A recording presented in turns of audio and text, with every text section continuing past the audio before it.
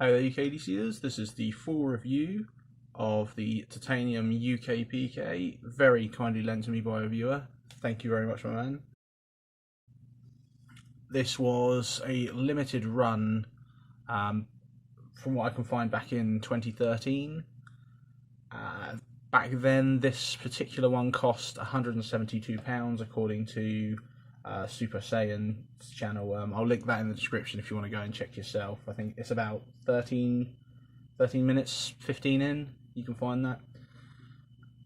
This is, of course, unfortunately no longer available. There's a possibility of a new one in the works. If you haven't already, I'll leave a link to a forum in the description. You can go and check out that forum and have a look there and see if that interests you.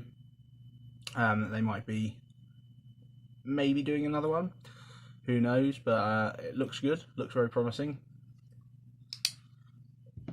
This is, of course, made in the US in Golden,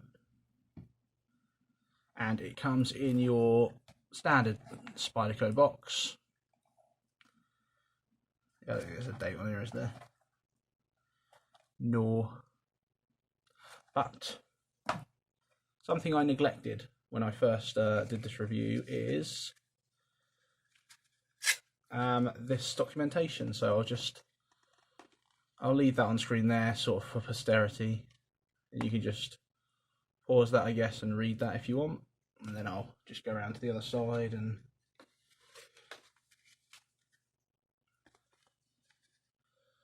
there's that side of it.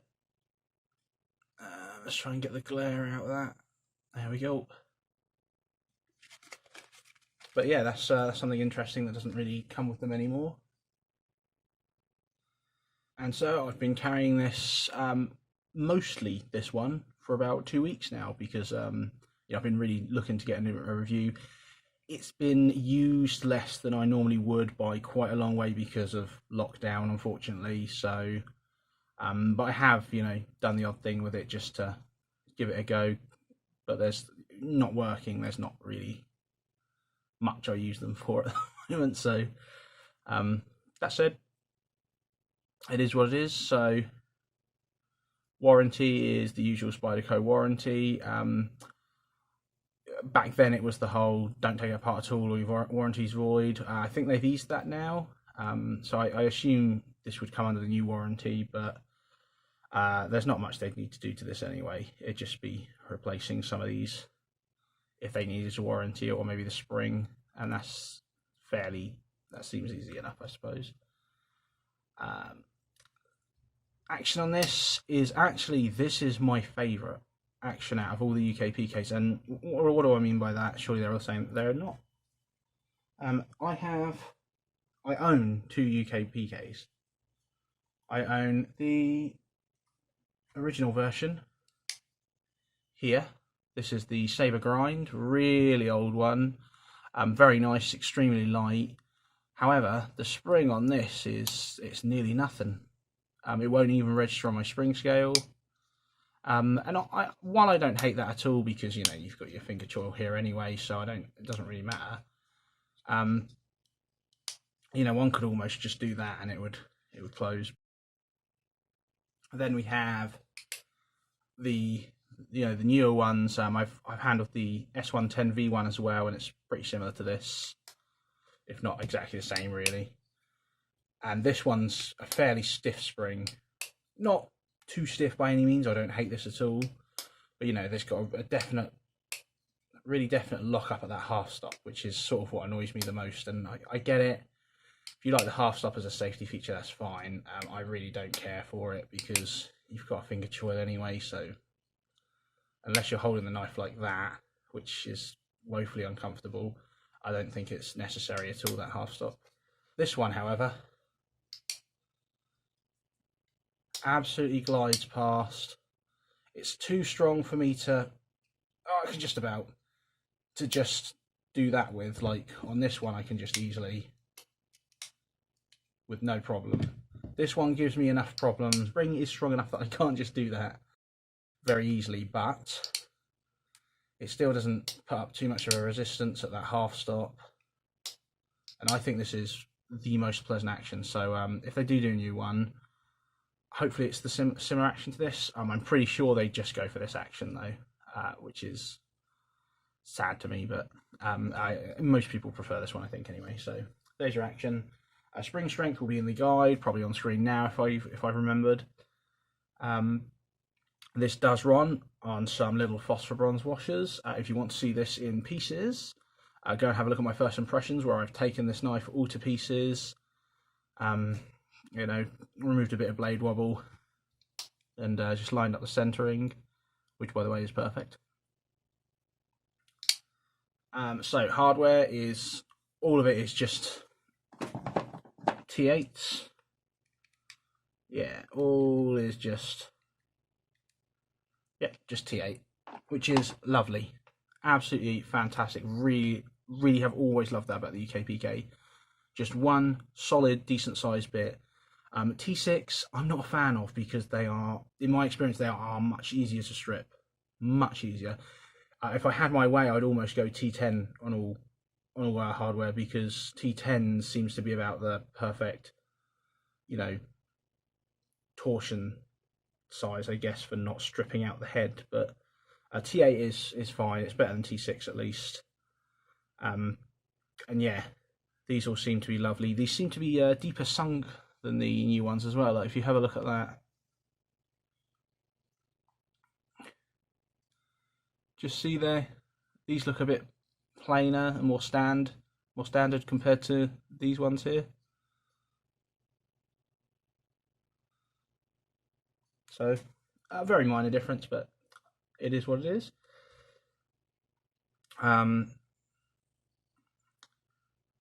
Don't recall if you had a captive pivot. Let me check.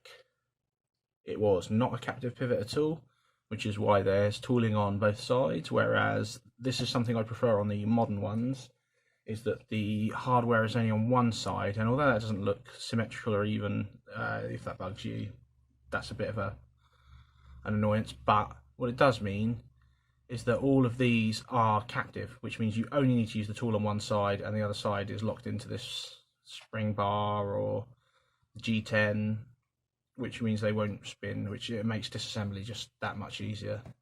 And yeah, I mean, even on this one, which was either before or around this time, this one even is you know, captive, it seems. Anyway, maybe it was just an aesthetic choice. Obviously, titanium scales with this gorgeous, I really like that finish. I don't know if that's just wear, but I'm a big fan of that. I think that's really nice. Obviously, you can see where it's scratched up a little bit there, but I don't know, it's like a forced patina or something. Do you know what I mean? It's something that's quite hard to make, that finish, because it's rather than made. Obviously, you could go for that. You could make that probably, but I think that looks really nice. That said, a lot of people would disagree with me. I'm sure they'll just want a uniform finish and keep it as a nice collector's piece. But I hope they go for the initial finish that this came with, where it's all even, and then that'll happen in your pocket as it goes, if they do another one. Either way, I'm a really big fan of this finish. I think it patinas and wears in really nicely, which is a good thing. The clip is reversible to the left-hand side, which is nice, so left hand or right hand, but it is tip up only. My preference, but if it's not yours, possibly not the knife for you, I'm afraid. Grip and guard on this is fantastic. It's a Spyderco. It's made for your hands, not for your eyes. I mean, what can you say about this? The clip's, you know, nice. Like this titanium is just glorious. Like, it's nicely chamfered. You can see there all along the edge.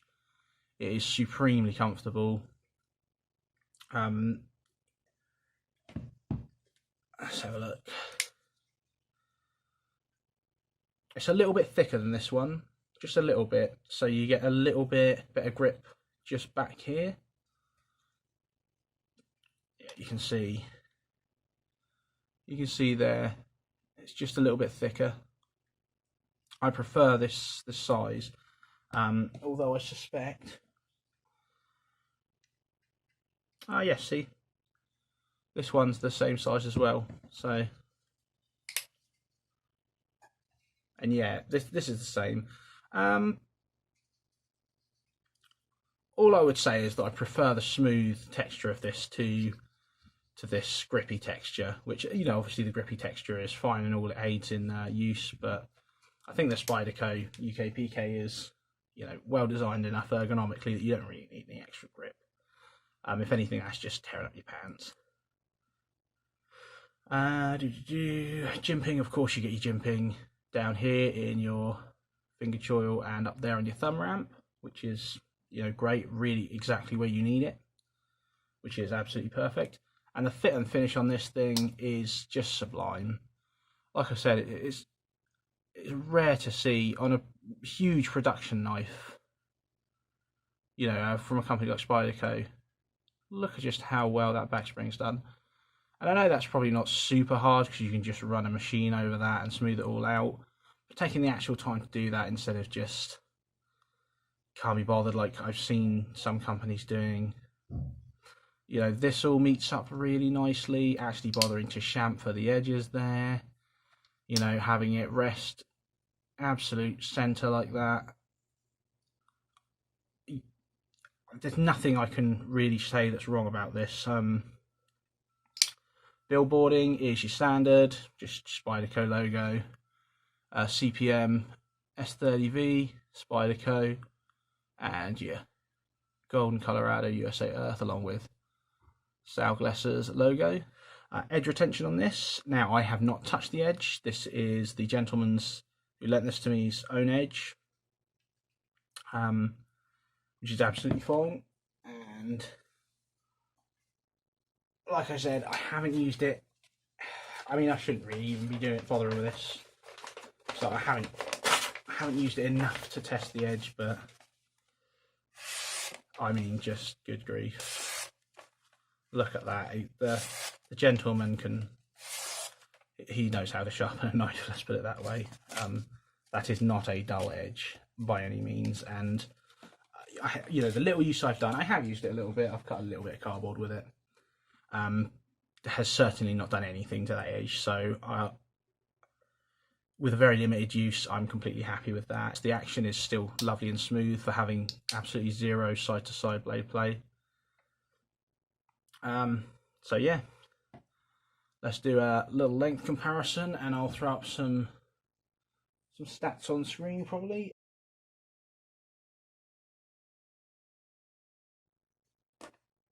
One of those, so you're just about in line with them.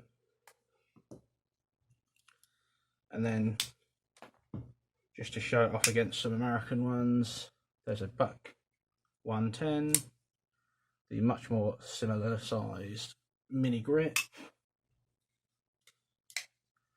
the 940, and a PM2, the bigger sort of lock knife brother. If you like the UKPK, and I do, I'm not going to say I carry it every day, and I do prefer my hinderers and such. Especially very recently, I got and had to modify this, and it's been really hard to get this out of my pocket since I got it. So I'm not going to say this is the be all and end all of knives. However, the UKPK is an extremely, like, superbly practical knife. Like I said, the hinderer has the forward choil as well, but it's not. I don't think it's as well designed as this. You know, this has a huge bit of jimping there and a little ramp to ultra protect your finger. If you watch whichever video it is, I think it's the full review of my hinderer Slippy series. The forward choil does actually lead on to the edge, and it is possible when I do in the video accidentally nick myself with that. That's not happening here. You have to be a bit silly with the knife in order to let this cut you. The jimping is in the right places, is actually grippy. It's a full flat grind, which is just wonderful. It's, you know, it's about as utilitarian as you can get on like a pocket knife. You know, we hardly need like huge thick blades for prying or anything. We just need it to cut boxes. finish on this is just lovely. The grip on these is wonderful. I mean, you know, what else can I say about UKPK? But this one being in titanium really makes it something special. Probably going to be looking at about 200, 210, 220 now, if we're lucky, for a titanium UKPK in, you know, a nice high-end steel. And the big problem with that is, if you're a collector, you know, fine, you're probably going to get that. If you just want a knife to use, this still exists. And again, S30V G10 for I think it's £90 or thereabouts. You can't, you know, it's hard to come close to that in quality and like materials. It's a really compelling buy, this. So, ooh, you know, so I think this is, it will absolutely be a user, but it is going to be an expensive user. And this one was an expensive user. Happily, as you can tell by some marks on the blade there, there you go, you can see them. The owner of this knife did actually use it, which makes me a lot happier. I do hate to see a safe queen, you know, I get why, but knives are meant to be used, you know, even if it's just a little pocket carry. But yeah, I can understand people being very apprehensive about the price on this. It's not a cheap knife. It's not an easy amount of money to just drop. So I guess you have to really like the UKPK. Happily, there are plenty of people that do. It's a very popular knife, especially since it's pretty perfect for the UK. And to have it offered in premium materials, I think, is only a good thing. Even if the price is a little bit premium. So yeah, I'm in love with this. If there wasn't a new one coming out, I'd be on the hunt for an old one. That said, you know, who knows, I might still get an old one. Have to wait a while though, because I have just purchased another press release. Anyway, thank you very much for watching this review. Cheers.